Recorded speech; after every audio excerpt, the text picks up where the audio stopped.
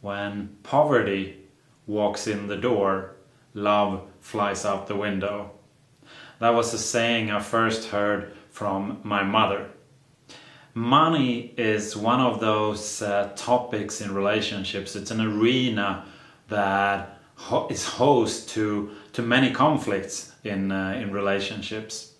And it's often case that it's not that much about money, but we use money to be the arena for something, control or whatever it is that we want to exert over our partner.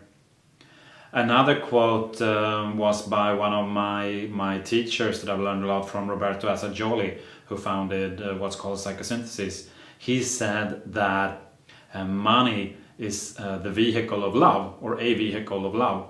So again, if we have a lot of conflicts around money, it's sort of like we're restraining the flow of love, because we're restraining or creating bad energy around the vehicle, one of the vehicles of love in our relationships. One thing that really affects us is what I've noticed in our relationships is our money scripts. These money scripts are what money means to us. These are things, where did we learn these money scripts? Well, they can come from significant people when we were growing up. A lot of times our parents, our mother or father, or other significant people while growing up, or significant events. They would taught us things that made us write these scripts that are sometimes unconscious. We sort of just store them in there, and then they influence our lives. Like a friend of mine shared, when he was a kid, he wanted to go buy an ice cream. So he would walk to his mother to ask her about an ice cream. She would say, I don't have any money, go ask your father. And so he went and asked the father, and most of the time he got money from his father to go buy the ice cream. So what did he gather from this experience? Well, that women do not have the money, men do, and that he was supposed to be the provider. These scripts, they can be supportive in our adult lives, or they can hinder us. And a lot of times these scripts, when they hinder us, that's what causes problems in relationships, because we have these associations, these scripts related to money.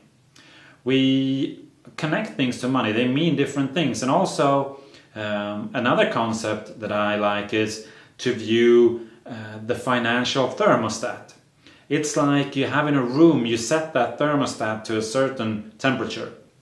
And if the temperature is going above that, then this system kicks in that cools the room down to the desired temperature.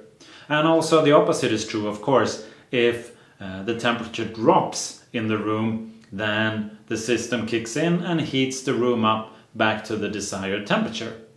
Now, I think it's the same with money. We have set a financial thermostat for ourselves. Like, if my wealth, and wealth can be of course measured in money, it can be measured in time, in different things. But if we say related to money, we have set this thermostat to a certain level where I, again, unconsciously probably have set it to be.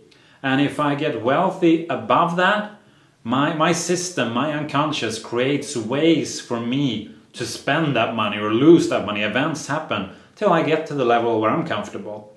The same is, if I drop below that level, I will work to get back up to that level. And like I said, a lot of times that's unconscious, and that can affect us too in our relationships. So before you start trying to sort out your money conflicts or money matters with your partner, I would suggest and invite you to become aware of your own money scripts and your own relationship to money. What does money mean to you? What meaning have you related to money?